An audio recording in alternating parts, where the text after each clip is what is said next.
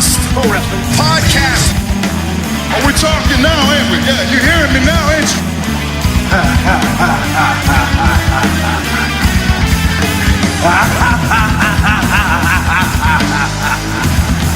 Who's your daddy? Distraction. Too many distractions. I'm not like most men. Well, Samoa Joe.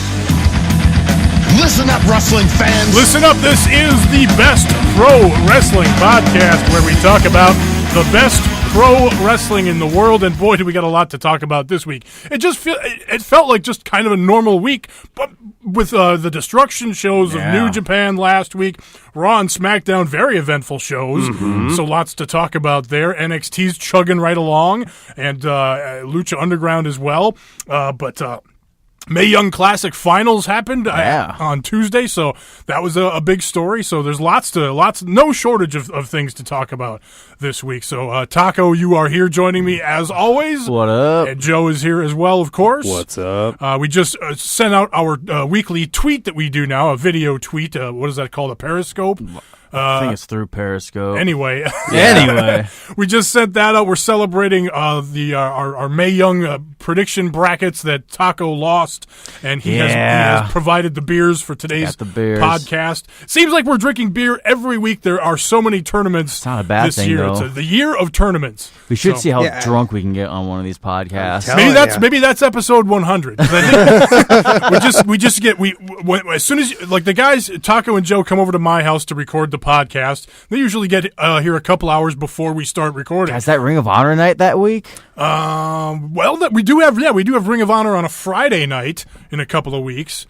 But what I was going to say is for episode 100, maybe when you guys arrive, that's when the drinking begins. Yeah. And then by the time we hit record on the microphones, it's a slosh fest. That's a possibility. You might have to arrange some Ubers for you guys to get home or something. But we could talk about that. I think. What is this? Is this 99 right now? I don't know. I haven't even looked. Hang on, I got this. I don't keep doing your thing. Yeah, the episode numbers don't really make a difference. We're up there. So, but yeah, we're getting close. So. Oh man, yeah, it's 98. So this is 99. 99. So next week, you guys ready to get fucking hammered? Man, I don't know if that's the way to go, but I mean, we'll think about it. Tweet at us. Let us know if you want us to just get hammered on the podcast or whatever. So.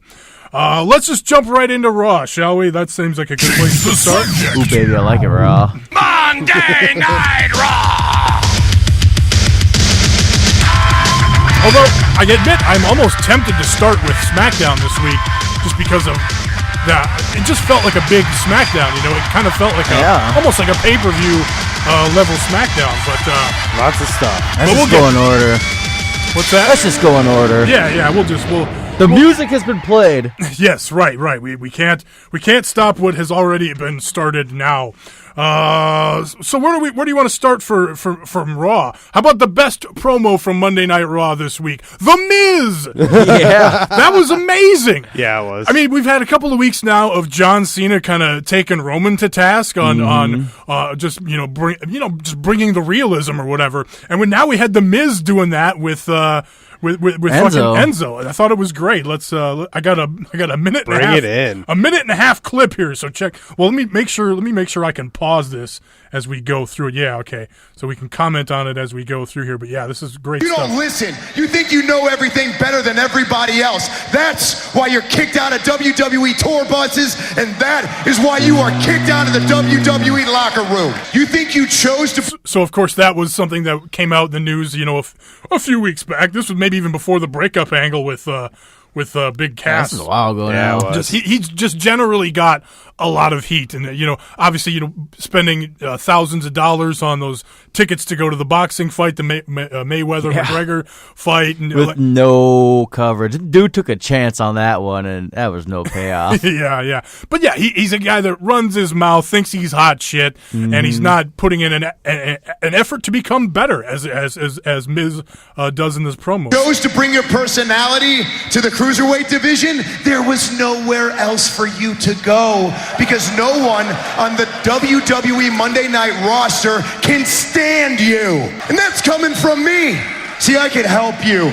I've been in your shoes. I've rubbed people the wrong way in WWE when I first started, but unlike you, I regrouped, I rebranded, and I earned respect. Now, what about that little bit of it there? Kind of Miz hinting at the idea, hey, I could take you under my wing. What if Enzo becomes a member of the Miz Taraj?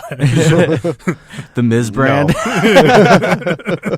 Just no. I dug it there. It's like, Miz, go tear him a fucking new one. Because, yeah, you know, out of all the people in that locker room, he is the one that fucking started an awkward point in his life wrestling, and he had to claw his way up, and Enzo's in the same boat, and, you know, to where you're at, dude, and he deserves everything he's getting right now. And I don't have the sound clip of it here, but there was the point where Enzo called him a paper champion, and Miz turns to the crowd, am I a paper champion? Right? And the crowd fucking gave him respect. It was great. It was more from Miz here. Instead of asking for my advice, asking for my help, learning.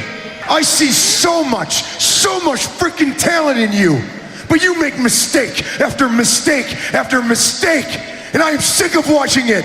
You go to 205 Live Vision, you think you'll hang with someone like Neville? Neville, who hones his craft in the WWE. His only care in the WWE is to perfect in this WWE ring. All you care about is hanging out with third-rate rappers. And you don't have a 7-foot-tall meal ticket anymore. Yeah, all you got now, you're nothing more than a con artist with a couple of catchphrases. Yeah, I like how Miz ended it there. Then, of course, there was the match where they're grabbing the mics during the middle of the match. That was brilliant, dude. I love the Miz just ramming him into the ring. He's like, how about another one? And another one. The question you shouldn't be asking is how you doing. The question you need to be asking that little baby is, who's your daddy? So, yeah, good stuff there. And, of course, what Miz dedicates his victory to his unborn child. Yep. But then Enzo wins via DQ because the Miz Taraj end up attacking outside of the ring. So that was just kind of a funny bit there. But, yeah, kind of a burial of Enzo in the promo and the match. He needs it. Quite frankly. He's fucking going to be on the next pay-per-view, so that's not really but burial. I just don't see him doing much against Neville. The thing is they are it's kind of what the story tied in with what Cena and Reigns are doing. The idea there is that Cena is exposing Reigns and challenging him to be a top guy, and this is Miz challenging Enzo to step up and try to be better because he thinks that Enzo is just kind of skating along with what he already knows and not trying to get better. Yeah. And so putting him in the 205 Live division is going to expose him that he's not a good wrestler.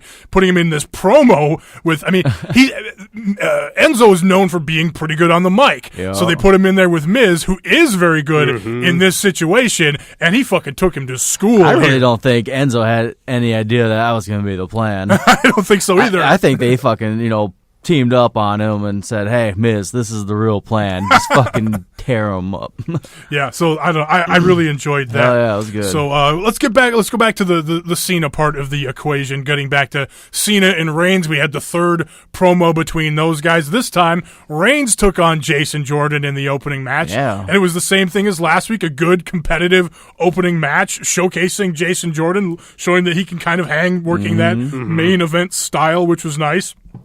But then Cena comes out after the match, just like Roman came out last time, and takes it to Roman again, saying, "Okay, you came out and gave me a hard time about having a competitive match with a quote rookie last week. Now, what do you have to say for yourself this week, Roman?" And Roman. No matter what happens in the promo, and I kept waiting for Roman to.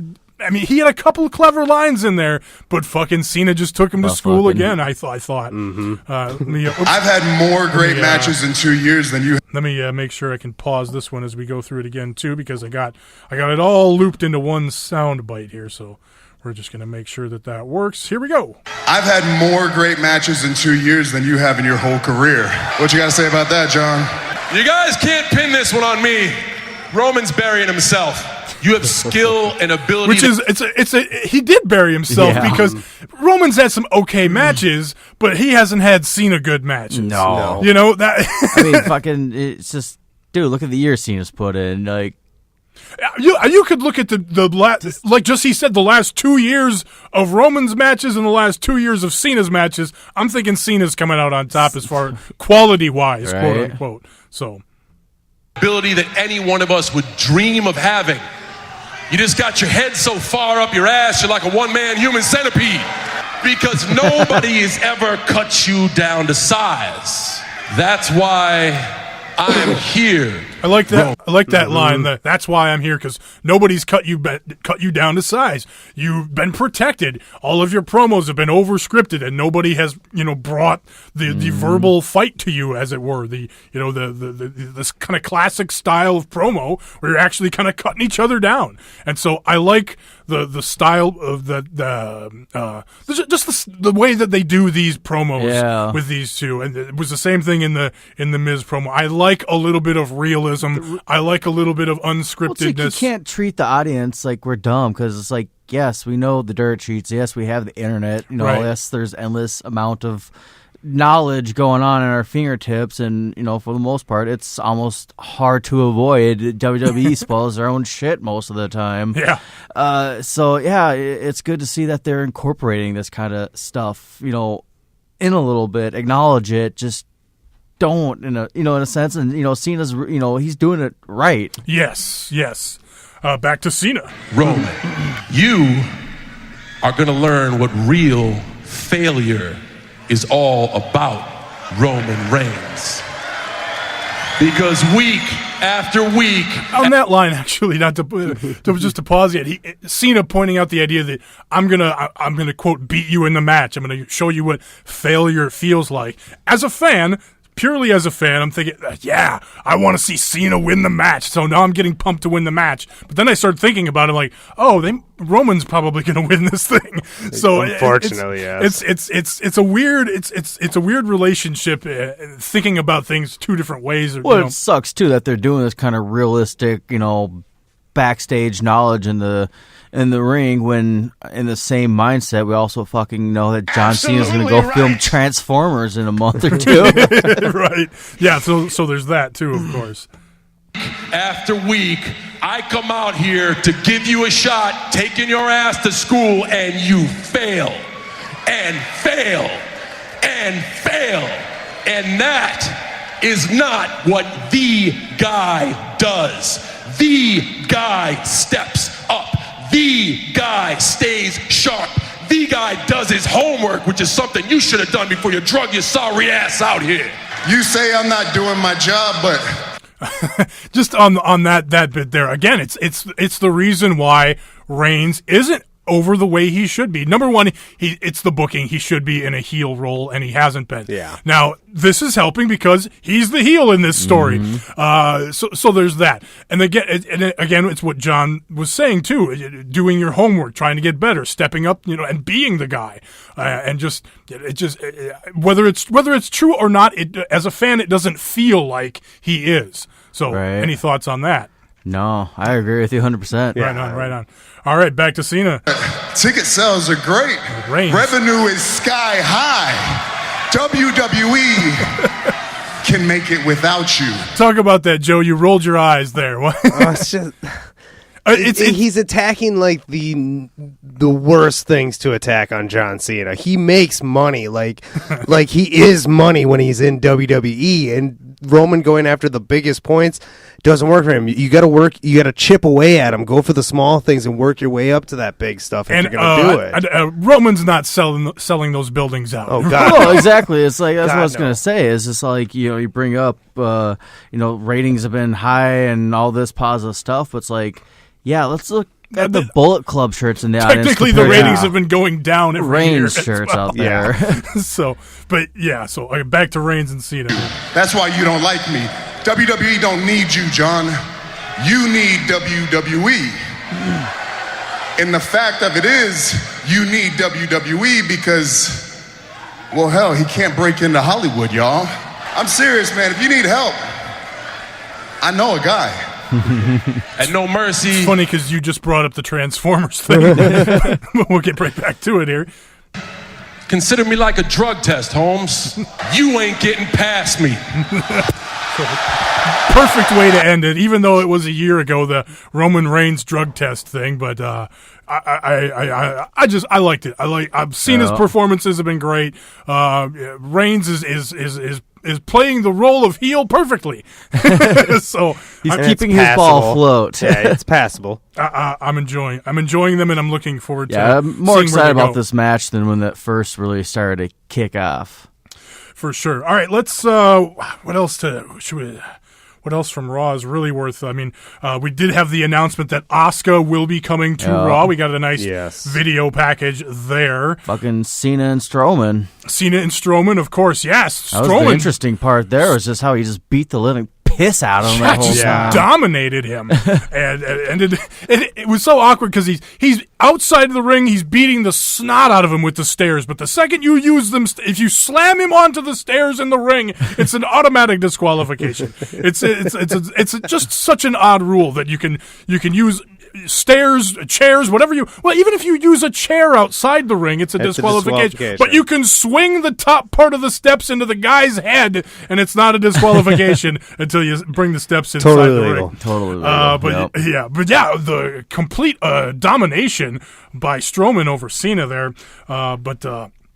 So yeah, interesting to see how they're really presenting Strowman as a complete badass. He's been getting the best, just a monster, getting the best of Lesnar every time. You go back to the last pay-per-view when he buries him under the tables. This week taking that suplex. Yeah, and then this week just beating the shit out of Lesnar again. Mm-hmm. So Lesnar, well, just the look on Lesnar's face when he fucking brought the suplex lady, rolled up, brought on his foot. Lesnar turns around, is like, "What the fuck, man? Like this isn't right." And it goes to show just how good of a seller Lesnar can be when it comes time to sell like that. So there's a reason why he's putting seats in the asses. Yes, definitely. I very much liked that part of it. Sasha beat Emma with the bank statement in a short, quick match. Nothing much there. We had the big 8-man tag with the Bar and the Anderson and Gallows team fighting the Hardys and Clinton. Ambrose and Ambrolins, as I put Ambrolins on my notes. I can't take credit for that. I think I saw that on a sign in the crowd. Yeah. What was the other one? There was I'm trying to think. Somebody had Seth Bros. That's all I got. It was a. You know how they have the Cesaro section? Somebody had an Ambrose sign. like if you, some people like to sit in the front row. Some people like to sit in the Ambro. You fucking motherfuckers. There was like a whole row of Ambrose signs or whatever like that. I liked that. But yeah, that was the big 8-man main event. I like the in back when they're trying to find some tag partners and coming across Dean Malenko, just, hey, it's the man of 1,000 holds. Yeah, that was a nice touch. And I did like how Matt Hardy's acting all crazy, and the announcer's like, what is wrong with Matt? So that was a fun part of it, too. Well, we didn't talk about it, but he released that video where he was pretty much almost in full broken character. Mm-hmm. Right. Yeah. Well, I like too his Ambrose's interaction with Jamie Noble too, because it was kind of like I haven't forgotten, motherfucker. Right. Like the look on his face was just selling that too. Right, so the old J&J security gimmick. I'm happy that these backstage segments are more involved and more interactions like this of like, hey, who we're gonna fucking pick as our tag team? Oh, fucking you guys doing a photo shoot? Hey man, what do you want to go? We're boys. Like. So right. they've just been fun segments in the back, recently, and even with the Cena and the Reigns shit going on too, when they're kind of studying each other or watching each other on the stage, on the TV. I kind of do like that. It's still this weird side thing, but I do like that they're watching each other, and then like, fuck it, I'm going out there right away to interact with each other, and so just. I'm just in a weird fucking boiler room right now watching the side of a TV for no reason. Like, it's been a little bit better recently. That is tremendous analysis. All right. Let's move right before we get to SmackDown. I know, did both of you see 205 Live? Oh, yeah. Yes. I have not been watching it as recently, but since Enzo was part of Raw in a big story with him going for the championship against Neville at the next at No Mercy here in a couple weeks, what's the news from 205 Live? I've been unplugged from 205 Live. Well, I mean, it opened up with a really strong match with TJP versus Cedric Alexander. Okay. Cedric took the win on that one because TJP's been playing the possum with his hurt ankle, and he finally... No, that was Rich Swann. You're Rich Swann. Yeah, it was the opening match with TJP and Rich Swann. Yeah, who did I say? Cedric Alexander. Ha! No, it was a good match. Yeah, it's been... talking that flim flam, that booty chatter. God damn. It was like unofficial 2 out of 3s tournament thing that they were doing with each other. So it was a big top that feud off or whatever. But Gulak's been fucking killing it with his no-fly zone gimmick. It's just it's been great. And last week he was going to do a giant PowerPoint presentation to show everyone, and Tozawa interrupted everything, and he was like, "Well, fuck it, I'm not going to show you guys this anymore." And actually, Microsoft was tweeting them and stuff Microsoft over it, Office. so they decided to bring it back and everything. And they brought the fashion files on, and just the interaction Drew Gulak was doing with the Breezango was just so good. I might have to check this out. It was just so was funny. over. Everyone was so awesome in this. Even it's kind of solidified Nigel McGuinness a little bit too for me.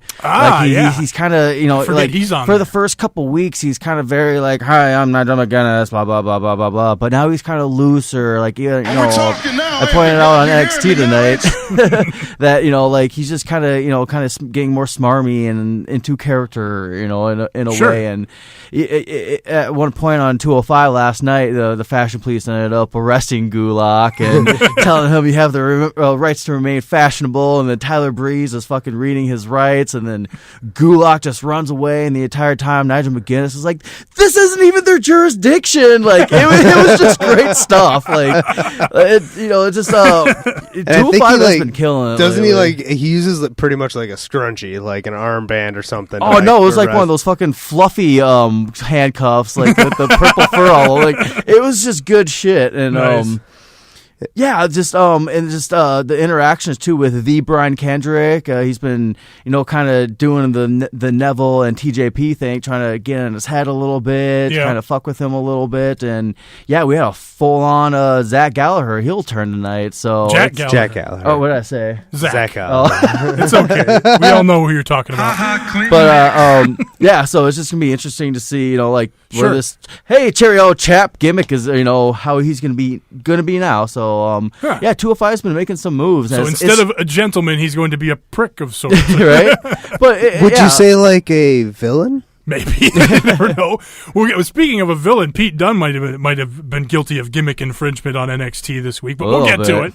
We'll get to it. But check 205 out. They've been doing good. Right on. All right, let's get into SmackDown Live. Change the subject. There it is. SmackDown Live. I'm going to make this a tag team match.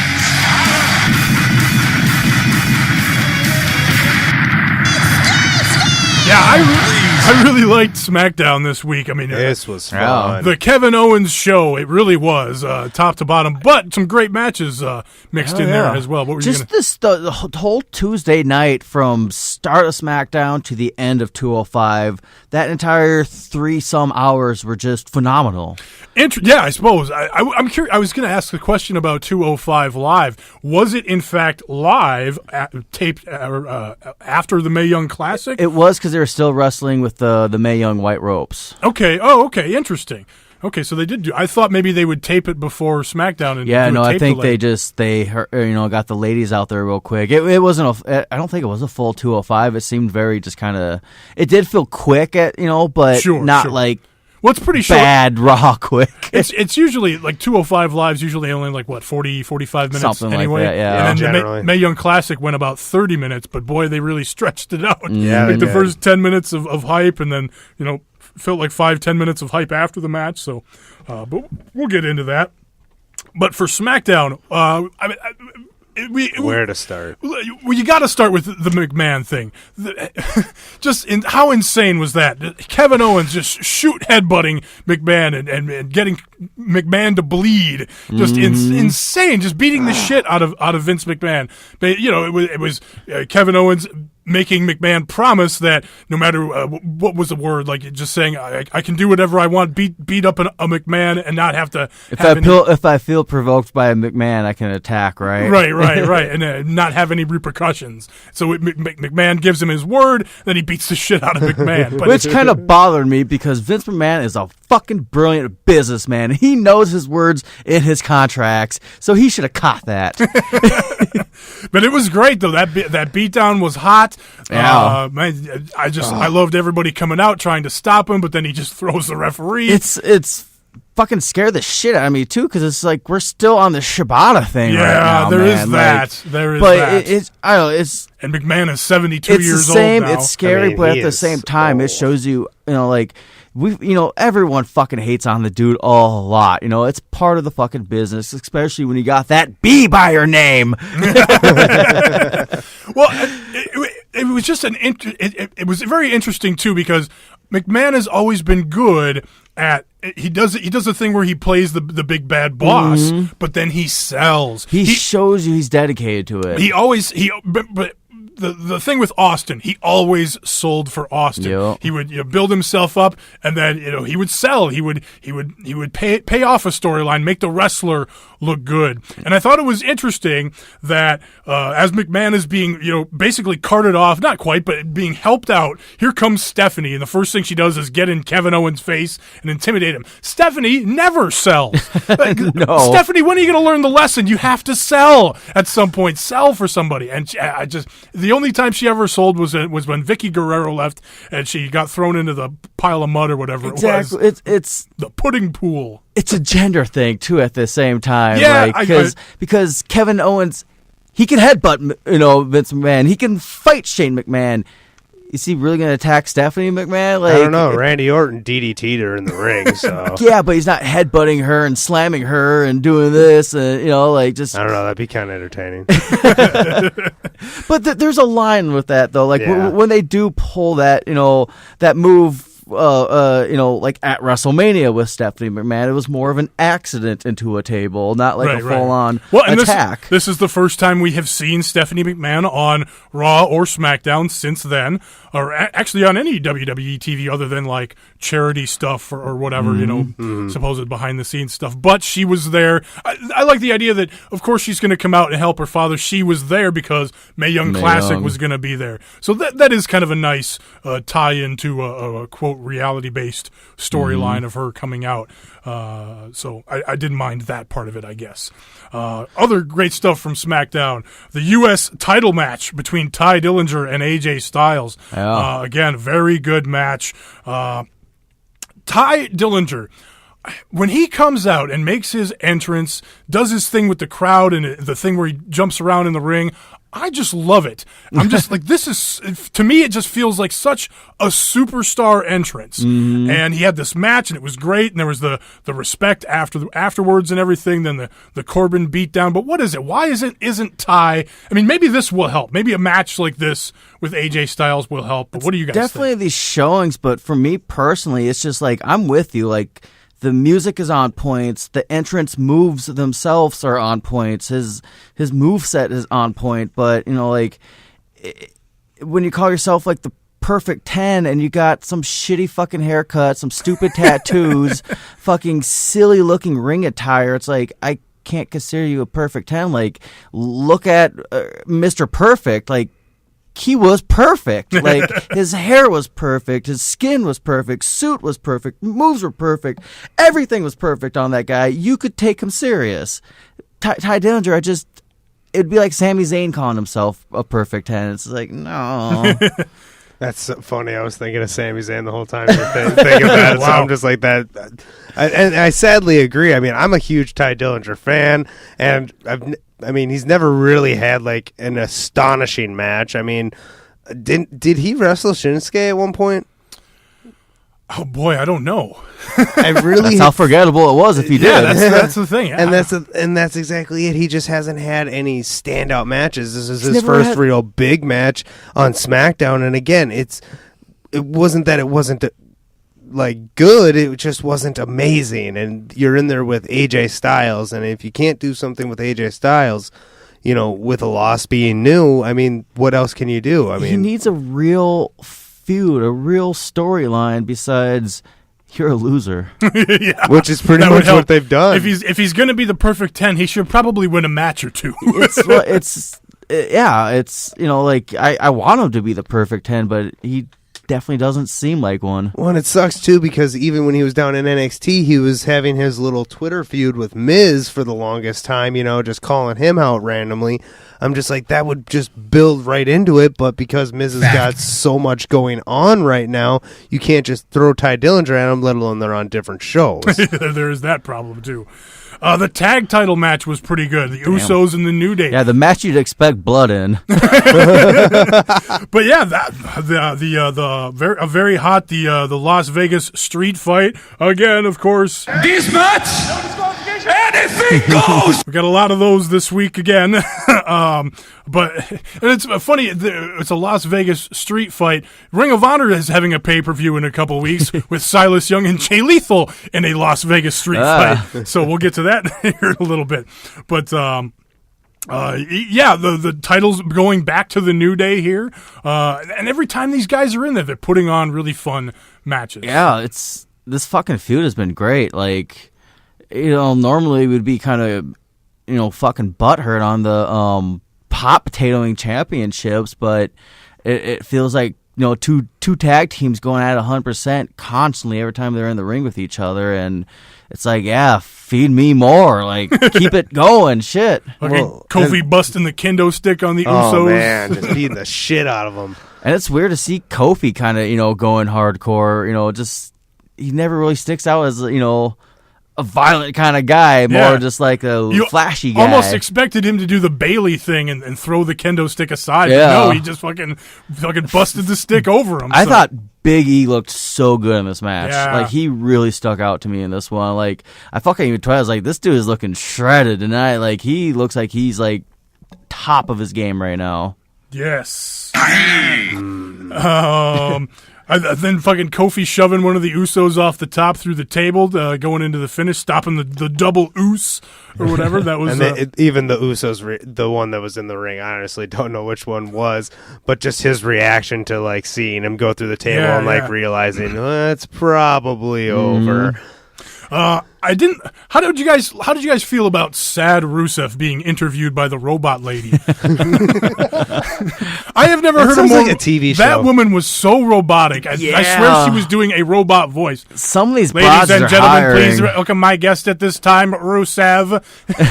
And Rusev is just so sad. But I actually really liked Rusev's performance, talking about I wanted to go home and regroup, but they didn't want. I wasn't welcome. They look at me as a loser. So I am Rusev. I am not a loser. I have to go and kill some legends now, or whatever he said. He's got. I almost hope he comes out next week and cockblocks Baron Corbin for the U.S. Open. I hope that's just a reoccurring theme where it's just fuck. That would be pretty good. But what do you think? Is this going to be a move from Rusev away from being a heel, or is it just more of the same for Rusev? I don't know. I mean, the guy demanded a championship opportunity, months ago. Nothing ever came of that, even though they showed it on TV. He should be gone. So, where do you go with Rusev right now? I don't know. I'd like to see him as a babyface. I think he would do well if they start over, have him kind of start from the bottom and work his way up. Do some squash matches and just work your way back up into a title picture. Bring back some handsome Rusev. I don't think that'd be nice. That'd be awesome. Have him be the what was it from Southpaw? Big Bartholomew. Big Bartholomew with the straw hanging out of his mouth and the overalls. That'd be great. You want that so fucking I know. bad. I just won't give up on it. It's not going to happen though. I think they're going to keep him as a heel. Hey, we saw Pelvis Wesley, right? Yeah, but they buried him right away. It was awful. But yeah, I don't. Either way, I'm intrigued. I like that Rusev is back and doing something. So I just want to see him crush somebody. The women's title match, Natalya versus Naomi. I didn't really think too much of this match. It felt felt like it was short. It felt quick. Carmella was out there on commentary being distracting as usual. Natalia. She had her fucking pet leash. Yeah, and Ellsworth on That's a leash. fucking hilarious, man. That's perfect. It's just so weird, but yeah, whatever. Put him on a leash, fine. But yeah, Natalia retaining the title here. So with the sharpshooter, with of course the shenanigans around ringside with Carmella and everything getting involved, and Naomi hitting the big dive onto Ellsworth and Carmella, and then slapping Ellsworth in the face as he's on the ground. I liked that bit of it, but. Yeah, wasn't bad. Nothing good. It was neat. Yeah, exactly.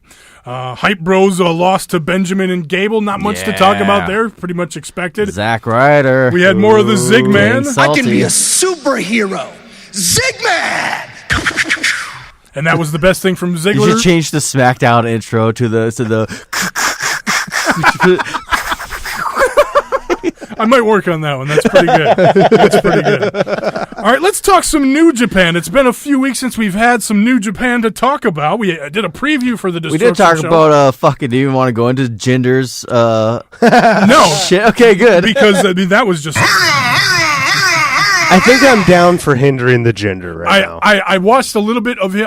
I started fast forwarding. I'm like, okay, what is he doing? And he was just making fun of Shinsuke pictures. This is dumb. It wasn't. He was being the fans making fun. I honestly thought it was the better gender promos we have gotten from him. Just still delivered poorly. Exactly. So it was a gender promo, and feel free to. But yeah, let's get into some New Japan, because that's Change the subject. King of Thought. New Japan Pro Wrestling. So it was the first of three big shows. Big show. First of three big Destruction shows that they're going to do this month, and they did a couple of Road 2 shows last week on the Road to this first Destruction show. Now, the way I talk about New Japan Road 2 shows, I think of them as the Raw and SmackDown of New Japan, building up to the bigger show. Now, a lot of people were critical of this show. I did listen to some podcasts, some other people talking about the show from Sunday, and people were saying that this was the worst New Japan show in probably 2 or 3 years. Wow. Which, okay, I kind of get that, but at the same time, to me, it was still a very good show. So it was, for the most, it was probably a skippable bigger New Japan show as far as a big Destruction show. Was it that? Wait, are people saying this about the actual Destruction show or the Road 2? The actual Destruction show. So, and I think a lot of it's the Suzuki Gun factor, all the bullshit, all that, and so basically we need to talk about that shit too. By the way, and people still being on a high, I think, from the G1, just expect all this excellence and like perfectness of New Japan. They're not all going to be home runs, people. Right. And the fall tends to be a down time of year for New Japan. I mean, the year, like you said, like you were just going to say, Taco, this year so far from January to August has been phenomenal. So you can understand him taking it down a notch here. Yep. But I'm working on a hell of a burp here. Let it out, man. Yeah, no, I actually did see, a few people complaining about this one. I guess, I'm going right to the main event on it, but, a lot of people were mad that Elgin didn't win. Yeah, I'm not at all. Like, the big problem with these belts is they're, a hot potato belt, and finally we have someone that's keeping that fucking belt and keeping it by all means with, those bullshit tactics that you guys don't like. I fucking love them when they're doing it. You said, you compared on Twitter, a no DQ match or their, dumb bullshit. Well, I like that they're doing their dumb bullshit because it's them doing it and it's always consistent. It's like, how are you guys not prepping yourself for this stuff at this point? Like, you should be smarter than this, but that's them. Like no DQs. I agree with that. There's, too many happening, recently. We play this too much. These nuts, anything goes. goes! 'Cause, yeah, at least once a week we're getting one on some sort of, nightly programming. So, yeah. But, I like that Suzuki Gun is doing this shit because it's them. It's fucking villainous. They're garbage. They're scum. they're fucking, the fucking a gang. You better be ready for it. Exactly. Yep. That's why I love it. Now, if fucking Chaos was doing this shit, I'd be like, come on, guys. Or, Bullet Club doesn't even do it to an extent. I mean, certainly a little not, bit, but certainly not on the level of Suzuki Gun. It's more Suzuki Gun doing it. That's why like I said, it's their thing. Bullet Club's not doing it, so I like it. So let's get back to the setup of the match. On one of the Road 2 shows in a tag match, the thing ends in a disqualification because Elgin and his team keep the Suzuki Gun bullshit continues to happen in this tag match behind the referee's back. Finally, Elgin has had enough. He grabs a chair and just starts going off on Suzuki Gun guys in the ring, gets disqualified. After the match, Suzuki's like, okay, you want to get that shit involved, you want to get everybody involved, let's make this thing a lumberjack match for the Never title on Sunday. Mm-hmm. So it was in New Japan they call it a lumberjack death match when it's just a regular lumberjack match, but no death. Except for everyone dies. I think calling it a death match is New Japan's version of this match. Anything goes. But in fact, so each team had like 8 or 4 lumberjacks each. Mm-hmm. So Mike Elgin had the Taguchi Japan guys, and of course Suzuki had other Suzuki Gun members. And of course, that's not enough. Once all those guys get taken out, more Suzuki Gun guys come out, like the Killer Elite Squad come out, because they're in a fight with War Machine. War Machine come out and take those guys out. Then fucking the finish of the match is this old guy Izuka. His gimmick is that he's a madman maniac. When he comes out, he's just flailing his arms and his body. He's going through the crowd. People are running away, and it's insane. So he comes wandering down the ramp, slow as fuck. Well, I think he came out for a spot too early. He didn't realize it.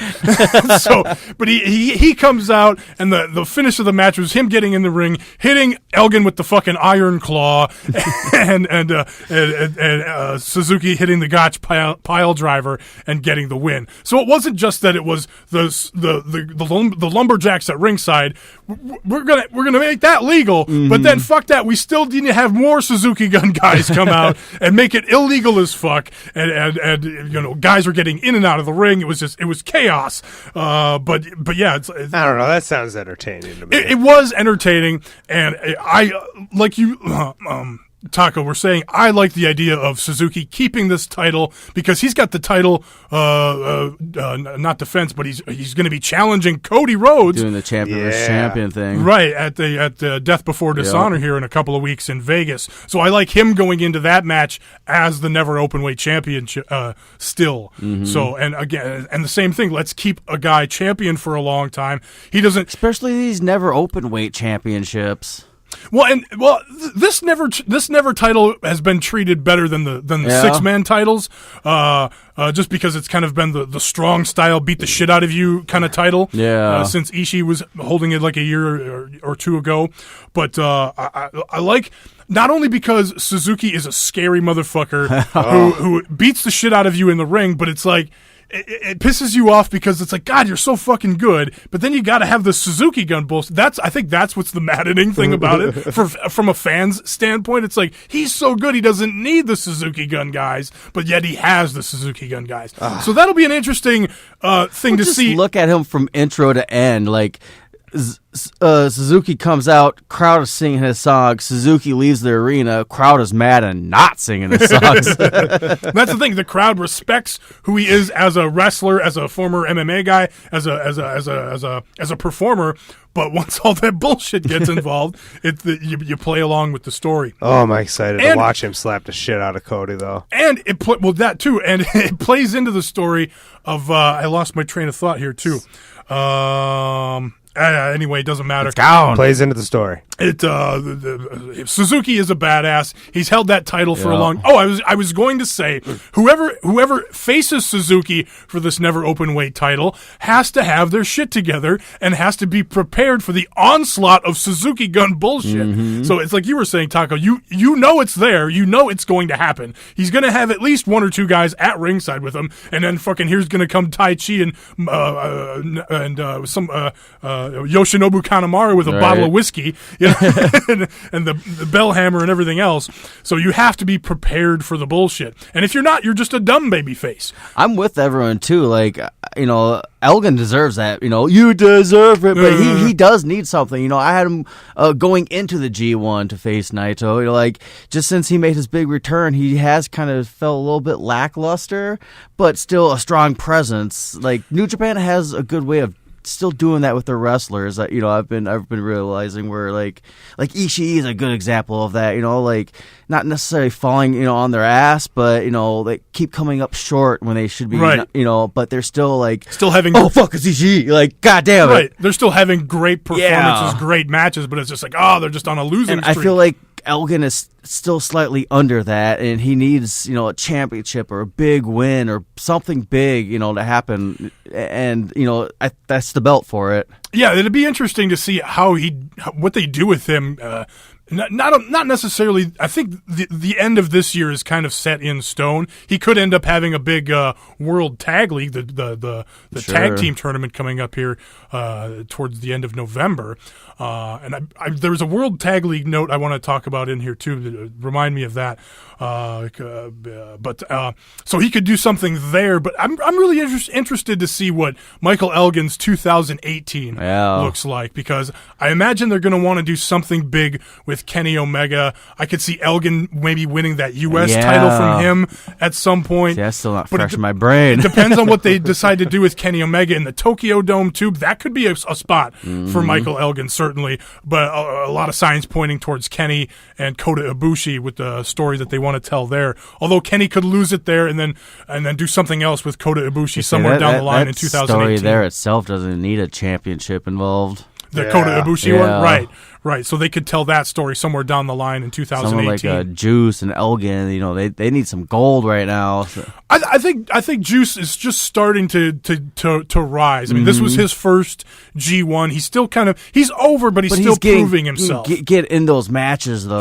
He's definitely not on a Michael Elgin level to me anyway. Yeah. So I feel like a guy like Evil would be definitely higher than he needs a a championship match coming up. So there's all kinds of good championship matches. I mean, this was Elgin's big chance for the never open weight title. He did beat Omega.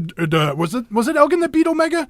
Yeah, Elgin beat Omega, so he should get a U.S. title shot at some point. So that could be Tokyo Dome, could be King of Pro Wrestling. We'll see how it comes out. But yeah. Other big match from this show, War Machine versus the Killer Elite Squad versus the Gorillas of Destiny, the first of three-way matches that these three teams are going to have on these three Destruction shows. And to me, this was the kind of the feel-good Suzuki Gun story, because War Machine retained the titles despite the Killer Elite Squad and the Suzuki Gun bullshit. And so I like that story in this first match where War Machine overcomes the odds and keeps the titles in that match. A couple other fun matches from Destruction. The never open weight 6-man titles were defended, and they again, we were just talking about the never titles a minute ago. How the 6-man titles were not booked very well. They were the story was that they were the hot potato. The 6-man titles getting every time that they were defended, they were lost almost. But now the Los Ingobernables guys, Sonata, Evil, and Bushi, have held them throughout the summer. So they've had the longest title reign of these never open weight trios titles, and kept them here against Okada, Rocky Romero, and Yano. And I thought that was they had a fun, good match. Evil takes out Okada during the match at ringside, and the story here is that they're building up to the match between Okada and Evil. I believe that one is going to be at King of Pro Wrestling next month. I just want to throw something in here. Yeah. Involving Okada. Is it Tiger Mask W that he portrays? No, that was Kota Ibushi. All right, whatever one Okada plays, I'm pretty sure was used in Drew Gulak's PowerPoint. Oh, that was the Tekken character. Yeah. Dressed as Okada. Yeah. Oh, But yeah, it was kind of But like people were kind kind of making a big deal out of it just because they're just like, oh shit, like is the, Interesting. I just thought I'd throw that in there. It was Bushi getting the win over Rocky Romero in this match with a couple of MXs. They had a really nice finishing exchange in this match. I thought it was a very good 6-man match. Was this the one with Taguchi in that corner spot where they kept whooping? Oh, God.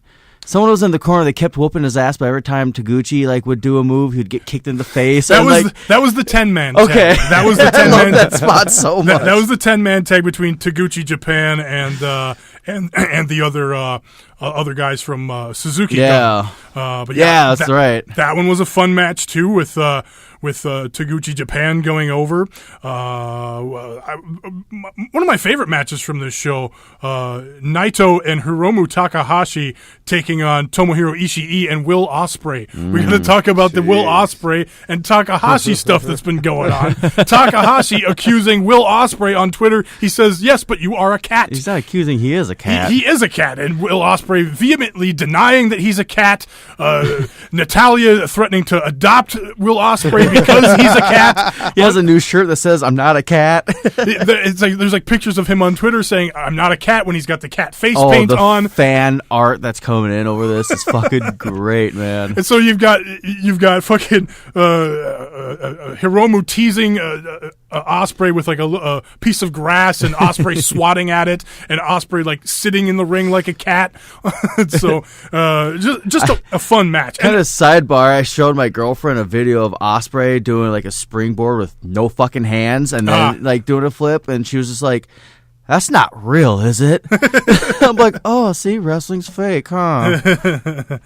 But yeah, a fun match there. Naito and Hiromu get the win with a Destino after a low blow. But fun stuff, a fun show altogether, I thought. And like I said, I can't disagree with the people that say this was one of the worst or the worst New Japan show in a couple of years, but it was still a good show. It was still exactly. I mean, I'm not complaining about it at all. And I even liked the 2 Road 2 shows. The Young Lions looking awesome, fucking tagging with Nakanishi and Clinton Dix apparently. Clinton Dix. Yuji Nagata. So this battle between Yuji Nagata and Manabu Nakanishi teaming up with these 2 old grizzled veterans teaming up with these young lions, and those 2 butting heads the whole time and knocking each other off the apron. I enjoy it. I really enjoy it. This event, it felt like when you go on a 2-week long vacation, and then you finally pull up to your driveway and you put your key in your door and you do that unlock feel and you twist and you take 2 steps in, you're like, that's what this event felt like. It just felt like, finally we're back. It was good. It was good. I did want to note here, I said I wanted to talk about World Tag League a little bit. Yes, don't forget to talk about that. Katsuya Kitamura, the big jacked up young lion, teaming up with I can't remember the first name, but Oka, the guy that looks like the younger version of Nakanishi, basically, the bald kind of dad bod young lion. Those two, like your bod. Those 2 teamed up here, but they want to be a tag team in the World Tag League. Cool, let's do it. That came out. They kind of announced that, or came out with that idea during the G1 climax, actually. But but those 2 had a match versus Goto and Yoshihashi. Of course, Goto and Yoshihashi won. But those 2 probably going to be teaming up in World Tag League. The other World Tag League news that I wanted to get to, this is actually a couple of weeks old now, but we didn't really have a reason to bring it up. But Matt Riddle and Jeff Cobb are going to be teaming up in the World Tag League. Shit. So Jeff Cobb, of course, Matanza on Lucha Underground. Okay. And Matt Riddle, of course, the altered bro. So it'll be fun. Yeah, I wish I could see more of that guy, but, from what I have, it's, just like the Shayna Baszler, they've stepped up in the little time they've been wrestling. Definitely. So yeah, looking forward to seeing those two and what they can do in New Japan, especially. When is this the World Tag League starts? I want to say it's like mid to late November, and it goes into December. Yeah, we got time. we got time, and it's another tournament, so we got a little tournament break here, possibly. Although Dusty's around the corner. Well, I've been saying that for like a month now, but we've had no hint of it from WWE. So I might be eating. How they are? They're just all like, "Surprise! It's my dick," and you're like, "Ah, fuck." Well, I'm really hoping that they do it, but we haven't seen any kind of rumor about it or any mention of it as of yet. And they usually, I don't remember don't they get into it late September? It feels like, or maybe early October every year. I don't know. Well, and we're just getting to the end of this round of tapings, so like going fresh into these new ones, we could see a lot of stuff. And like, I'm just gonna mention it again, but I feel like Danny Burch and Oney Lorcan are gonna be a team in the Tag Team Classic, and that's gonna be like a high pick for me. Well, we got that little teaser last week on NXT when they were in that training video. So yeah, exactly. I'm excited to see those two fuck some people up. Let's change the subject. Let's talk the Mae Young Classic Finals, shall we? Change the subject. What's that? I had to take a drink break there. I don't have any big Mae Young Classic sounder here. All right, let's kind of talk in general. Well, first of all, the match, Kairi Sane, Shayna Baszler. I enjoyed the match itself. I thought it was well worked. I loved the story of Kairi coming back, working on the ribs and the midsection of Shayna Baszler. With multiple spear attempts, too. Yes, the spears and the elbows and just working it over. And I liked Shayna looked great. And Shayna, I liked the best match of the tournament. I liked her working on the elbow arm, the right arm of Kairi Sane, trying to take that bit of her offense away in the early part of the match. Very good. I almost wish they gave the match a little bit more time, but I think that was just because there was so much hype before the match and then the pomp and circumstances and the ceremony after the match. I wish they just made this like an actual event. Like, I thought we were going to get Abby Lath and Dakota Kai going at it. I was expecting to see I saw that there was going to be a 6-woman tag match, and no, that was a bracket review special match or something that they kind of filmed earlier. Oh, was that on the it's already the it's wrap on the up network. That wrap up or the get you caught up on the Mae Young Classic thing? It's Is like, that okay. I didn't even look at that because I figured I'd already caught up. Hurricane kind of threw a kink in the armor a little bit because they're all in Florida right now, and I've been seeing like Abby Lath has been like, yep, no power or anything. So sure. I know a lot of them are kind of dealing with that mess down there. So I think my brother is in Orlando, and he hasn't had power for a couple of days. Brutal. They're saying they probably won't have it on till Sunday. Yeah. So. Ouch. So okay, well that. So I think that just kind of threw things for a little bit, and with nobody being able to travel out of there, at least fly. So that could be. I think half of the girls too are up in Japan doing the Stardom version of the G1. So okay. Yeah, there's a lot of wrestling going on right now. Surprise. Yeah, no kidding. But yeah, great match. I saw online some people were disappointed. They wanted to see Baszler get the win. I thought the right person won here because just as your quote internet fan, as your wrestling observer. Kairi, the more accomplished in ring, more experienced. Of course, Baszler coming with the MMA background, but still looks green as a wrestler. And Baszler, she's already got an advantage because she has that built-in gimmick, that built-in backstory. Oh. She speaks English, so she's got all of that going for her. So I liked the Kairi Sane win, and I would have been disappointed in a Baszler win. Yeah, plus Baszler has, like I said last week, and she has that Ronda Rousey factor behind her still. And, right. It's just, I'm not saying that's the only reason why she's there. I'm just, the story for her right now is the 4 Horsewoman story. And right. It was posted the other day that Ronda is training. Nice. Okay, Good. cool. I did like, despite my complaining about the hype or whatever beforehand, I do like the touches of showing all the other wrestlers, Ronda Rousey, people's mothers, etc. Of other Shit, we got fucking Karma. other performers from the good cast. A good portion of the cast of Glow was in there. Yes, Yep, the Glow cast, of course. I liked them showing all of that. I always enjoy when NXT / Mae Young Classic, Cruiserweight Classic, whatever. It just felt like a big spectacle when it wasn't. Like, it was, but it just wasn't at that time. Like, without the undercard, I would have taken a special. I would have taken a Thursday night special, a Friday night special, Wednesday, Saturday, name a fucking day. Give me an hour special. Like, fuck, get us some Ruby Riott on there. Like, yeah. It doesn't need to be just the Mae Young, women, and God damn. It was a good experiment and a good idea because they did it in the same arena as Smackdown, so they did it in a big arena, which was cool. That a lot. But I agree. I think if they would have done their own show and had an undercard and everything, maybe not do it on Tuesday live after SmackDown, but I really liked what they did with the Cruiserweight Classic last year, doing one show per week and then having the big live finale and having like an undercard with it. And that's kind of what we were expecting. Well, in the same sense that what Taka was saying, on the show, we just needed that little bit of extra. Like on the UK Championship, we got Neville versus Tommy End / Aleister Black. I forgot about that. Just that added little touch of Neville walking out there. I'm from here, and still fuck y'all, and just getting that intro for Aleister Black, whether it was using his old name or not. We got to see a quick glimpse into what could be, and we're look how far we are now. Right. I almost feel like too. Like, fuck my bladder. If you're gonna do the one match like special, like just advertise it as the opening match for a pay-per-view or something. That way it's like, fuck, I gotta see that now. Like, sure, yeah. It's a draw.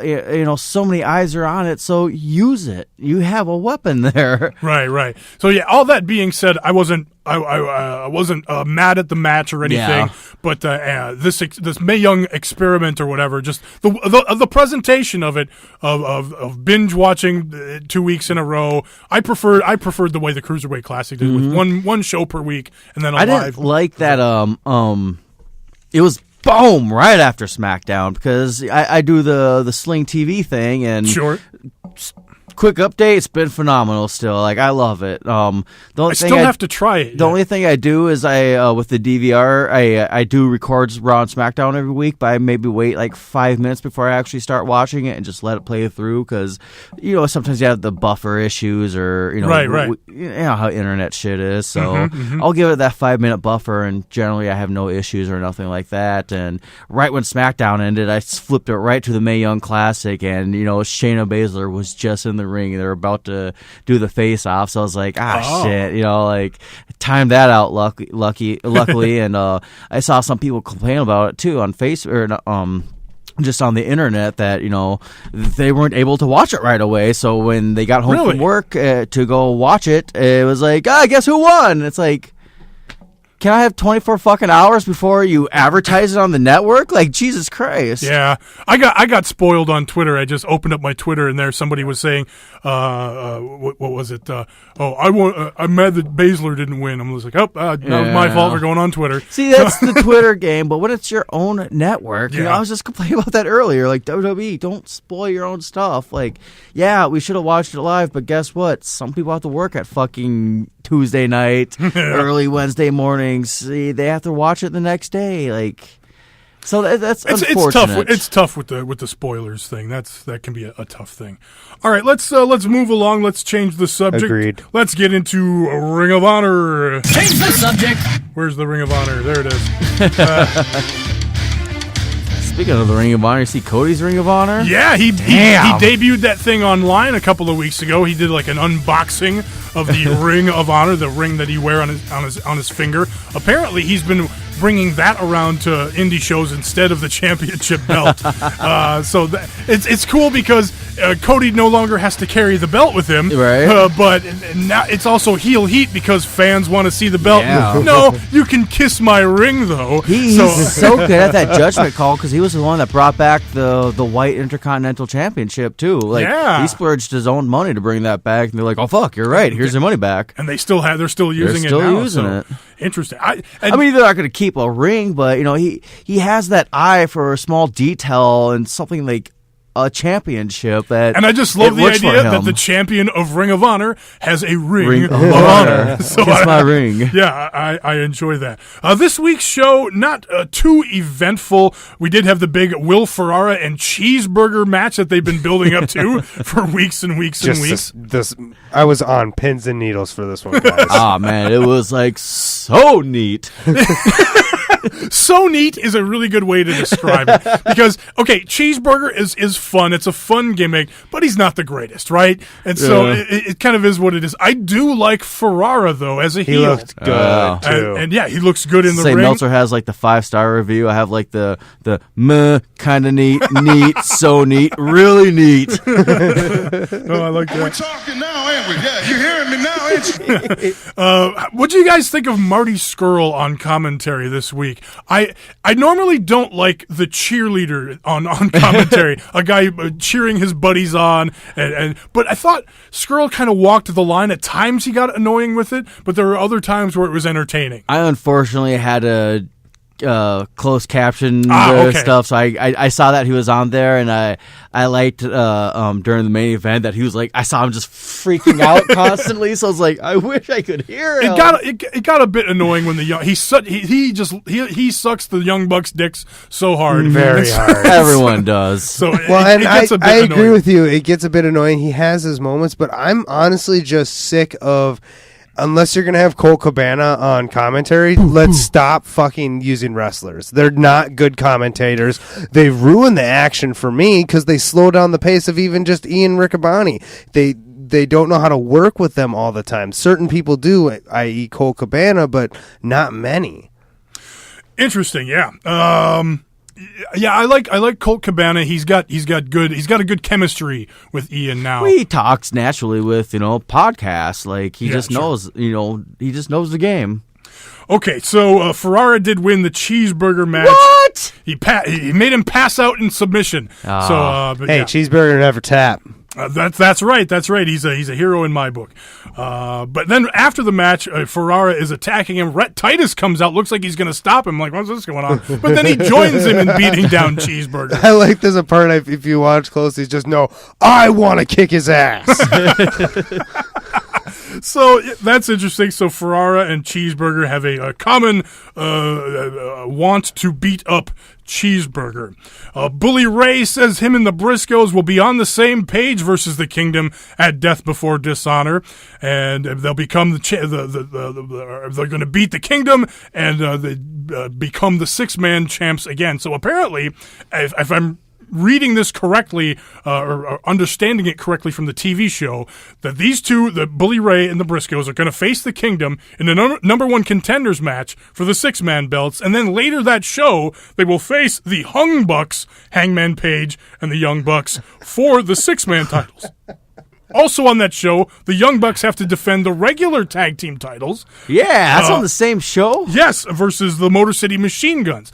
Now, I could be wrong. It could be just the number one contendership, and then they have that match later, which would make more sense. But I swear... If they do that... I thought they said on the TV show that later that night, they have to face whoever the number one contendership winner is, face the Hung Bucks later that night. So I could be wrong, but it seems like that's how they're booking it. That would be awesome. Yeah. But it seems like overkill when you have the Young Bucks already having a tag match, and those two, and then the two 6-man tag teams having the number one contenders match. Why not just do that at a later date on TV or at another pay-per-view? Why does Ring of Honor do anything the way it does? They just they do whatever they want. That's a interesting. That's a good point. Silas Young beat a guy named Chase Brown with Misery. The Beer City Bruiser is selling the leg injury. He had a big knee brace on after the beatdown from. Hope he got it from Jay Lethal. Well, yeah, the big Jay Lethal beatdown from. Oh, like. Of course he did. Listen up, wrestling fans. But Beer City Bruiser with the form-fitting knee brace, just like Jay Lethal has, selling the beatdown that Lethal gave him last week. So it is going to be Silas Young versus Jay Lethal in a couple of weeks. I want to see this match. This is going to be good. The Las Vegas street fight, of course. This match, anything goes. I'm thinking both come out in jeans. It's going to be good. I hope he does. I hope Lethal does what he did last time in the match with Cody, with the jeans and the cowboy boots and like the eggs, the handkerchief around the knee pad or whatever kind of thing. That'll be good.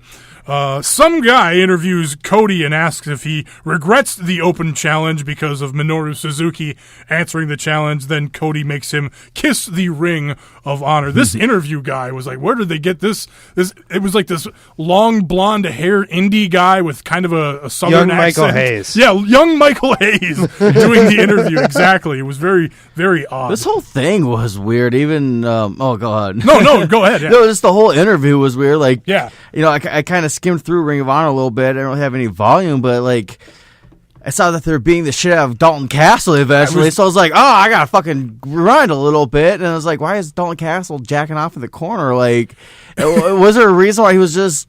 No, I think he's just still sulking from the loss. The idea it was backstage after Dalton Well, that was the other. Here's the other awkward thing is that the Hung Bucks are now the 6-man champions because they won those titles on the house show in Edinburgh or whatever. That wasn't on pay-per-view. Wasn't on the iPay-per-view. Oh, was this there though, or was this on like Ring of Honor? The beatdown scene was backstage at that event. That makes more sense now. So yeah, it does. I thought like Dalton Castle was just in the backstage of Ring of Honor on Monday night. I forgot to bring that fact up that it's awkward because if you just watch the TV, typical Ring of Honor, you have no idea that the Hung Bucks are now the 6-man champions. Well, they did advertise or show it on there. Well, they did earlier on the show. Yeah, they showed a quick highlight of the Hung Bucks beating Dalton Castle and the boys. And then, later it was backstage at that show where Dalton was sulking in the back. Who knows why there's a camera there, but... because he was walking by and he was like, oh, look who's crying right now. But it was like the Young Bucks and the Bullet Club filming an episode of Being the Elite with their phone making fun of Dalton Castle, and then Dalton Castle's just sitting there moping, but then here comes Cody out of nowhere, beats the shit out of Dalton Castle, throws him out the back door, throws a bunch of garbage cans or whatever at him, and says, you're just a novelty act. I'm a true champion. You don't deserve to be around me at the Bullet Club or whatever. You're a novelty act. So maybe we'll get something a little more serious out of Dalton Castle and possibly maybe he'll wear some jeans. Maybe a title shot for Dalton Castle in the future. Who knows? But certainly Cody making it known that he doesn't have any love for Dalton Castle or his boys. So we'll look forward to that. Just quickly, other matches on Death Before Dishonor. Maybe we'll do some official predictions next week because that'll be next week. It will be next Friday, I believe. Nice. The 22nd is when Death Before Dishonor is. Talked about the 6-man number one contenders match. Chuck Taylor will be taking on Marty Scurll. Marty Scurll accepted that challenge when he was on commentary live on the air this week. That'll be a good match. Kenny King's going to get his rematch for the TV title versus Kushida. Minoru Suzuki, as mentioned, taking on Cody for the world title. Yeah, Cody's going to die. Jay Lethal and Silas Young in the last man standing match, and the Motor City Machine Guns taking on the Young Bucks for the tag titles. It's a good fucking card. Yeah, and on this week's episode, it was a big 8-man match with the Motor City Machine. It was Search and Destroy, Motor City Machine Guns, Jay White, and Jonathan Gresham, Clinton Dix, Clinton Dix. taking on the Bullet Club, the Young Bucks, and Tamatonga and Tongaloa, the Gorillas of Destiny, who I haven't. It was awesome to see them on there. It was really not. Yeah, it was cool seeing them on there. But it was the Motor City Machine Guns getting a win over one of the Young Bucks in this match, clean. So kind of setting up that tag title match at Death Before Dishonor. So. All right, let's switch it up again. Let's talk some NXT. Change the subject. NXT.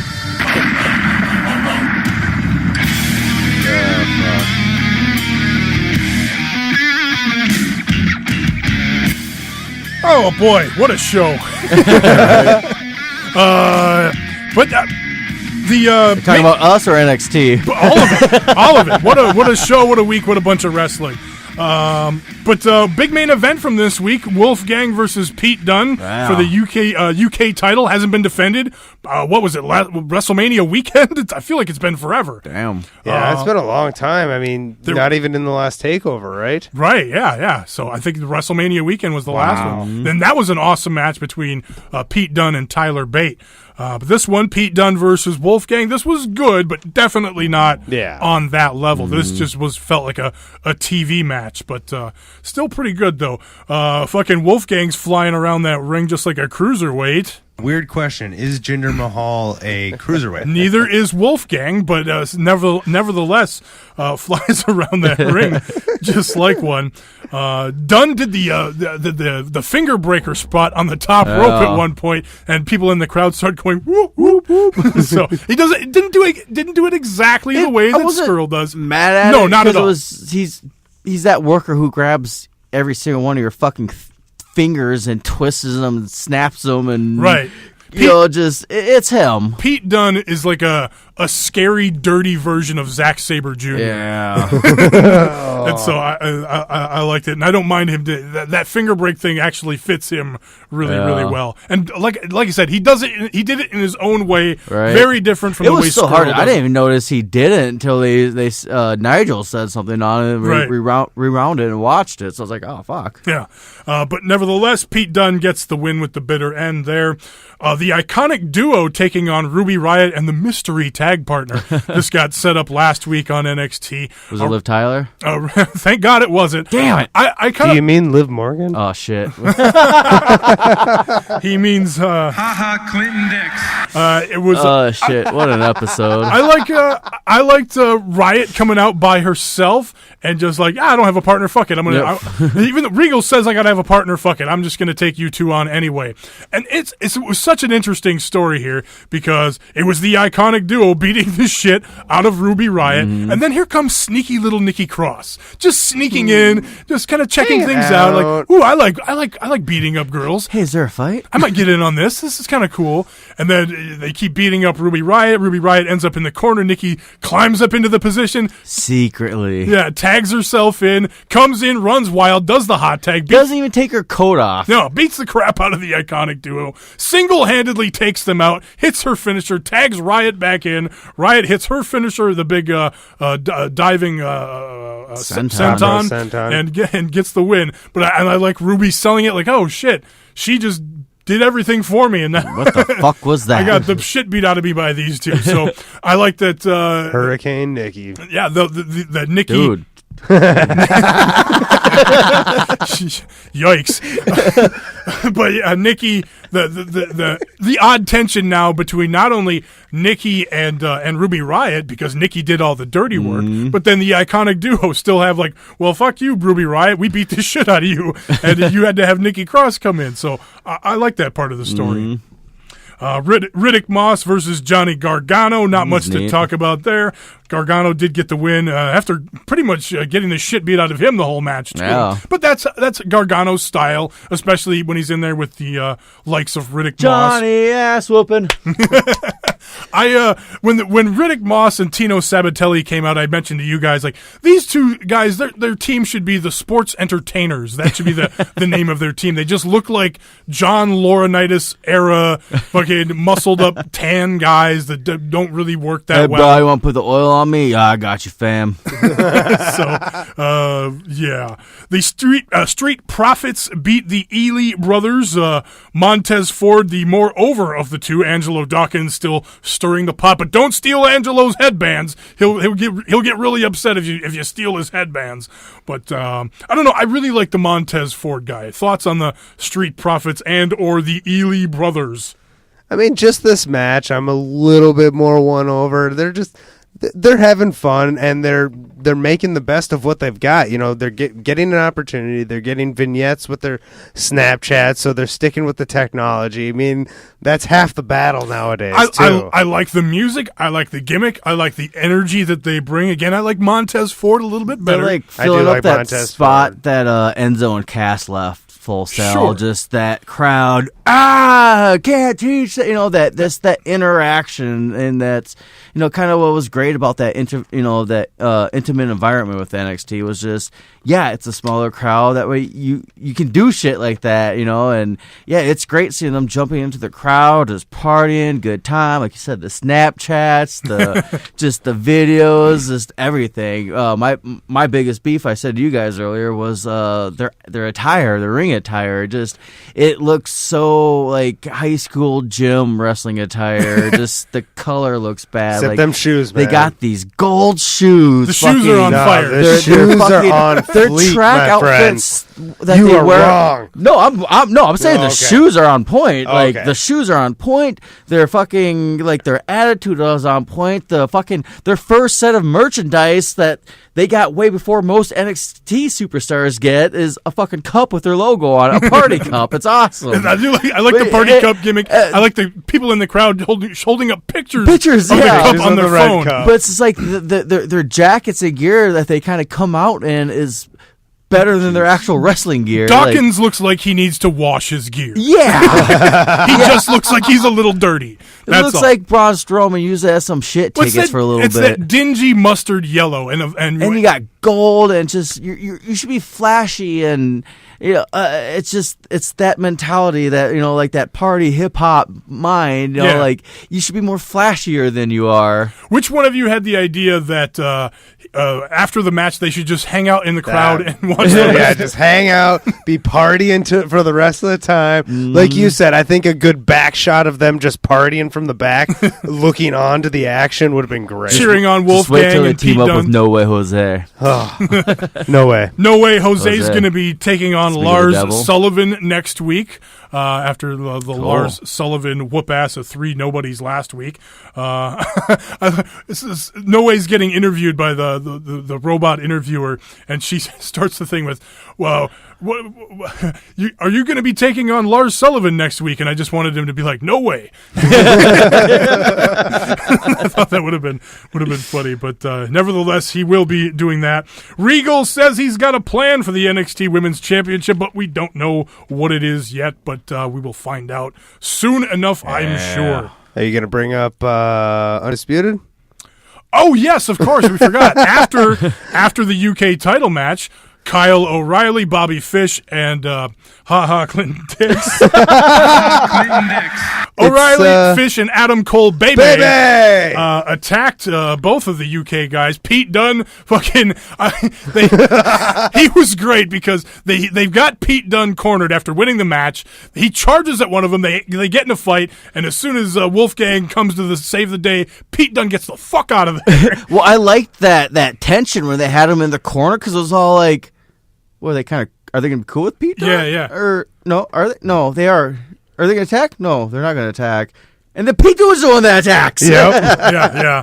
So it was just good little spot there where it makes you question what the fuck is going on, and then you could actually see it, and you're like, just stand still, for a moment. Yeah. Like, you don't get those kind of moments too often. And I liked when Dunn runs away, but he leaves his belt there. Wolfgang's getting the shit beat out of him. Up, man. But then it looks like he's going to run back in the ring. Nope, he's just getting his belt. We're yelling at the TV like, don't forget your championship. So, yeah, I liked all of that. And I will say, I read something while I was literally outside right before the podcast about this episode that they did cut right after Undisputed is done, and they're just walking out of the arena. I guess at the tapings they walked right into Sanity. Oh, I was going to say, did Regal come and just like dab them out of there again? God, that would have been awesome. Jason Voorhees. Yeah. So yeah, I didn't. But I know that's not coming. Dad. Oh, Dad, like. Like chase him out of there. But I do know that's coming, and that's something I'm again, like I said, I think that this is going to give Sanity something to work with. It's going to give them something to work with. You got a bunch of established guys that can just, again, and championships are involved. It's going to be about getting that gold. So yeah, they got the new Undisputed Era T-shirt that came out for these three. It says CFO on them, which can be confusing because the CFOs used to make music for WWE. That was some news that we never got around to talking about. A couple of weeks ago, the CFOs are no longer making music for WWE. Yeah. Really? I didn't see that shit. Yeah, fucking McMahon wanted them to change a bunch of shit and edit and do a bunch of other stuff. And they're What is this DMT? And they're like, no, this is what we do. This is our music. We're not going to change it for you. And they said, best of luck in your future endeavors. So back to the Jim Johnston era of crappy WWE. I was about to say, we're about to get some really bad themes. I mean, it's also, fucking the CFOs did Bobby Roode. They did Shinsuke Nakamura. There's Johnny Gargano's new music. Well, they also have a giant fucking bank of music, too. It's Right. not like, hey, Bobby Roode, you're hired. Let's write some music for you. How do you feel about your character? It's not like, hey, here's a list of songs. Which one do you like? Right. But again, it's McMahon over controlling things. Oh, like, yeah. you know how Seth Rollins' music now has that burn it down scream at the beginning of it. The only reason they put that in there is because McMahon didn't like the pause that was in I'm it. with him on that, though. I hated that pause. Like, it was just so like, it felt so awkward. Like, I don't know, the dude just, look what the dude does. Like, sometimes, like, he says shit for a reason. I didn't mind the pause. I felt like it should have been incorporated into the entrance a little bit better. I feel like burn it down is a very sloppy way to cover it. Yeah, I hate that. I hate the burn it down thing. Is dumb. All right, let's change it up. Let's get into Lucha Underground. Change the subject. Got to preface the Lucha Underground talk, of course, because we are 1 week behind on Lucha Underground. And I think that's going to stay that way because we would have to start recording way too late to keep up to current Lucha Underground with watching NXT every week. So unless NXT gets really bad and Lucha Underground sticks around, which I don't think it is, well, I mean, it's not sounding good. But we still don't know. They still haven't announced any more tapings. They don't have anything taped for season 4 yet. No. All the wrestlers are in the dark about it, and I think, I'm not positive on this, but I think there's only a few episodes left. Yeah, I feel like Lucha's done after this. And to be quite honest with you, I hadn't watched last week's episode until we watched it tonight, and I really wasn't all that interested in it. Once I'm watching it, I'm like, okay, yeah, it's cool, it's Lucha Underground, and I enjoy it. But I'm like, on a week-to-week basis, like, I'm not all that interested. I feel like we have a different mindset on it. I mean, don't get me this week's, because of the way they hyped up with what they're going to do with Matanza and Rey Mysterio in episode 100. I'm actually looking forward to episode 100. But go ahead. What are your thoughts, Doc? No, I just, it's, like I said before in the past with Lucha Underground, it's just, it's different from all the other wrestling promotions out Definitely. there. It's that Mexican soap opera, atmosphere, but just thrown in a fucking blender with some bacon, some blood, guns, titties, and booze, and you get the L-Rate network, and fucking, Lucha Underground was just there for the ride. And, I understand that they kind of, signed some shitty contracts with some wrestlers, but at the same time, when who the fuck was Ricochet before Lucha Underground, right? And it's on the wrestler too to know what they're signing. This big company comes to you and says, "Hey, we want you to be the John Cena of our company." Yeah, I'm going to sign up for this. Right, of course. Ricochet took a chance, man, and he didn't realize that they were going to tape a year and a half's worth of TV and then not have anything to do. And I don't know if they even realize that either. It's but it's it's unfortunate circumstances that happen, and but like Joe was asking earlier, like, hey, what the fuck else has the Mac done?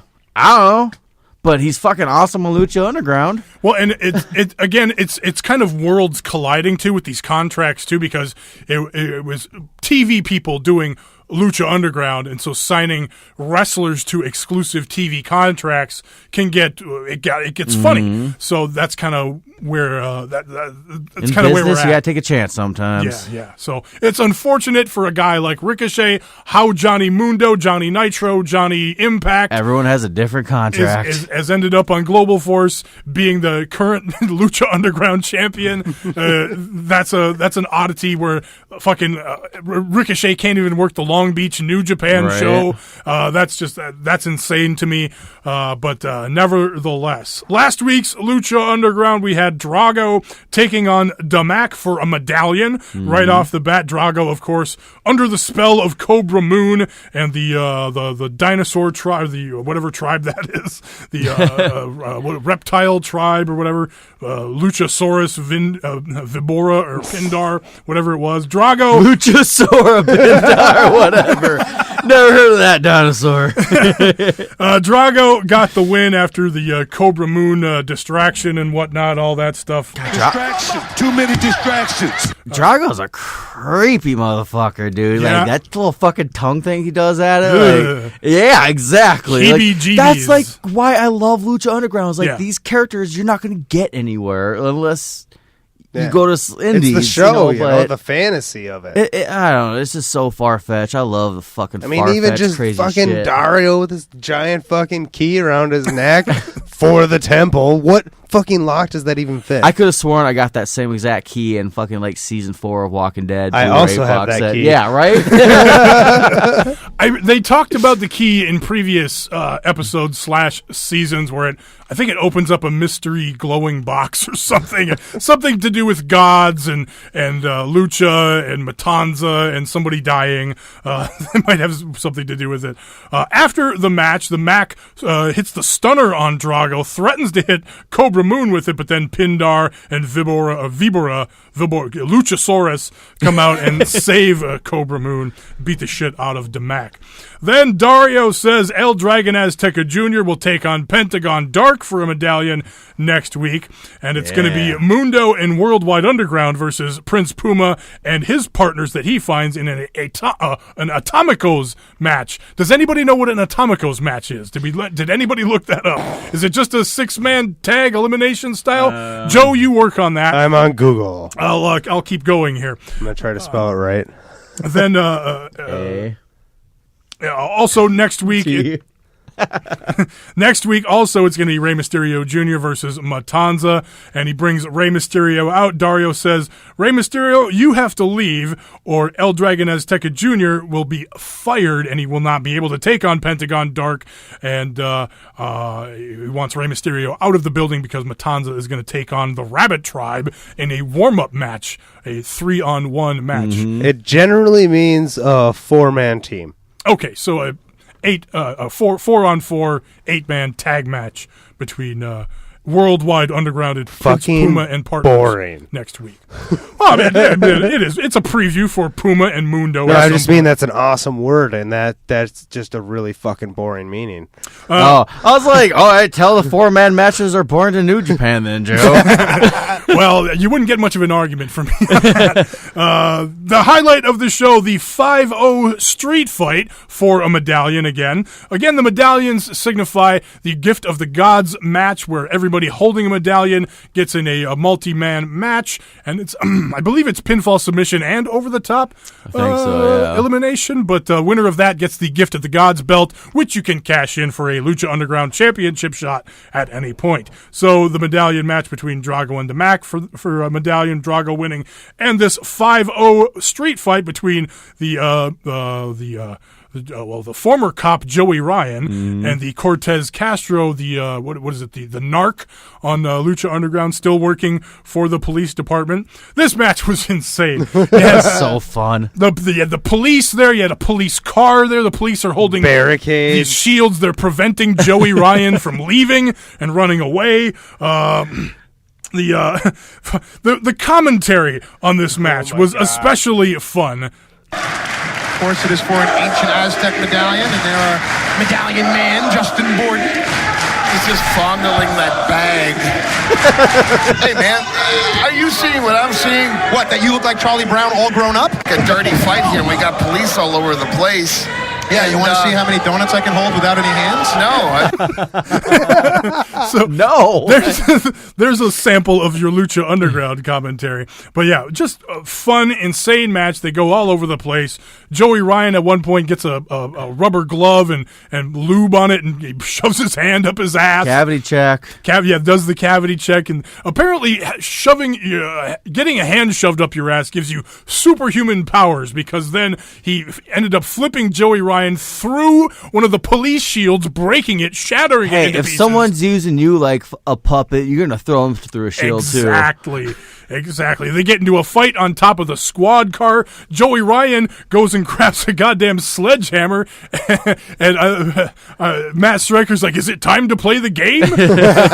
He's swinging a sledgehammer at the guy's head, and thank God he's missing. He's just smashing the windshield of the police car. Ends up hitting a rock bottom on top of the police car. But it was Cortez Castro getting the win here, which to me was a bit of a surprise, because the story was supposed to be Joey Ryan on Dario's side taking out the narc, but it was the narc getting the win with mace on Joey Ryan. Then come on, you got to bring up the hot coffee in the crotch. Oh God, the hot coffee! I forgot. Yeah, since it's a police match, they have a catering table off to the side with donuts and coffee, and Joey Ryan grabs the coffee pot and tries to go after Castro. It doesn't work, so Castro ends up grabbing a mug of hot coffee and pouring it down his pants. Oh, it was just insane. Coffee's everywhere. And then tasered him in the dick. That's right. Then he tasered him right in the dick. His strongest weapon. I couldn't believe it. They got him right in the dick. Hit him right in the nuts. And then he responded with a super kick to the face with donuts. Right, he threw a box of donuts at him and super kicked him in the face. Then Joey Ryan laid out the super kick. Right, but I loved the nice touch that they were actually filled with donuts. Yeah, man, like so fun. It was insane. But yeah, my only complaint with this whole match though was like, they're not true cops because they didn't have a fat stack of paperwork to slam each other in the face with. Right. Yeah. Well, I suppose that might have been... Or even just having a desk. Paperwork. Well, they did do the spot where Castro suplexed him off the announce desk onto the floor. That was insane.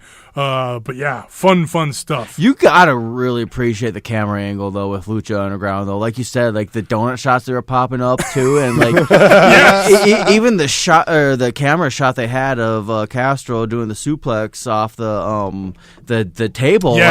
Just the presentation of it, like, you know, in front of the desk, and just getting to see the whole move to the floor. Like, it gave you a good point of view of like, fuck, that's higher up than it needs to be. And just their bodies just laid on the floor is just like, camera work, man. Like, they think about this shit there. Well, just jumping ahead a little bit, the Matanza versus the Rabbit Tribe match. Yeah. When, what's his name? I don't remember his name at all, but... Clinton Dix. When Clinton Dix goes for the shooting star off the top, and it's like the camera angle from like above the top rope and that shooting star and on Matanza. But yeah, that was just it's like we roast them for the sound effects because they're kind of cheeses. Like you get a little punch on the face, Indiana Jones bam. But it's it's the Mortal Kombat arena kind of thing. But sometimes you need to give the viewer that point of view, and yeah, it's cool.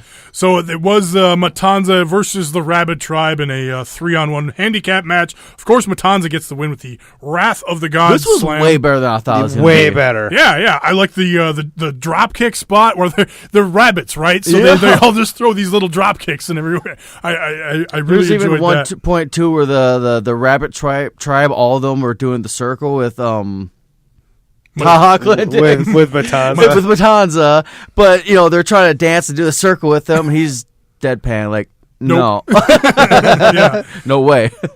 They do smash an eggs filled with confetti over his head right before hitting that shooting star. But yeah, Matanza gets the win, of course. Finally, at the end of the show, Puma is out there to tell the world who his partners are going to be in the match versus Worldwide Underground, but that never ends up happening. Johnny Mundo comes out and says, let's make it the title versus your mask. Dario says, that's cool and everything, but I got another match that's mask versus hair. Let's make it for your career. And so all of the indie marks and us are cheering on, and now we're cheering for Poke of Death. Poke of Death. We're hoping that Ricochet loses or Puma loses so he can become Ricochet and start a career elsewhere. Others are pumped. It'd be cool if they kind of put him in like a cocoon and be like, the return of season 4, and then Ricochet comes out like a big old butterfly. Would you guys like that? I don't know about the butterfly thing. Joe's face right now. I don't know about all that. But wow, Taco. I know that's some Vince Russo. It definitely adds intrigue to that match. So no, hell yeah, like I said, I'm interested to watch this week's episode 100, and hopefully they get to Ultima Lucha Trace post haste, because this has been the longest fucking season. We're gonna talk about episode 100 on episode 100, you guys. Oh wow! Oh my god! You know what that does for me? He's just fondling that bag. Giant erection. So I can't think of a better way to end the show than that. So let me just pop over to this thing here so I can start. We have a very important message for you all. A very important message? Well, are we going to do the tweet? tweet? Oh, yeah. Oh, that thing. Oh, yeah. Oh, that message. That thing. Hang This on. guy. This guy. Come on. Yeah, Mooly. All right. I can't think of a better way to end the show than the where is the damn thing? Here we go. This is how we're going to actually end it here. Now it's time for the Satoshi Kojima Tweet of the Week. Kojima is a wrestler for New Japan, tag team member of 10 Cozy. You can follow him on Twitter at Cozy_Lariat. Now, Kojima has been wrestling a lot for CMLL in Mexico, getting over there. And with all the natural disasters and hurricanes and whatnot happening this week, there was a bit of one in Mexico, but Kojima let us know how he was doing. There was a big earthquake in Mexico. There is no problem where I am. Thank you. Awesome. And the other thing didn't. No, thank you. Not. Yeah, of course. Of course not. Of course not. There we go. Why is it so quiet? Son of a bitch. We haven't been recording this whole time. That would really suck. So, yeah, that's how we're going to end the show, I guess. That was a mess. What an episode. Yeah, what a week it's been. So much to talk about. Hey, Flair's walking and talking. Yes, Flair. Woo! Up and at him. Love it, love it, love it. Follow the show at BPW Podcast on Twitter. Really join the conversation. Talk with us, and we'll talk about you on the show and become a friend of ours and a friend of the show. Get involved. I like friends. Yeah, me too. no Follow friends. me at Tommy Stryker. You can send us an email, bestprowrestlingpodcast@gmail.com. Everybody has Facebook. Share us on Facebook. Spread the word. Let other people know. Facebook.com/bestprowrestlingpodcast. That's it. Taco, where can people find you? Nope, that's it. No, you can find me on Twitter, Snapchat at HGREVTaku. And you can follow me at Joe BPWP. That's at Joe Best Pro Wrestling Podcast. Rate, review, and subscribe on iTunes 5 or stars. wherever you get your podcasts. Thanks. That's the Best Pro Wrestling Podcast. Bye. Peace. You know I got 0 F's to give. My botch. Oh, we're talking now, ain't we? Yeah, you're hearing me now, ain't you?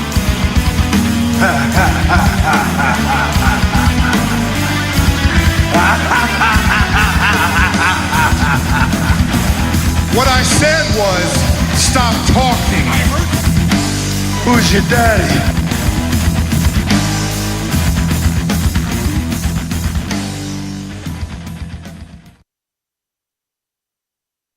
Doing a test. Test run. Vagina sharks. Vegemite. We're gonna need a bigger boat. No.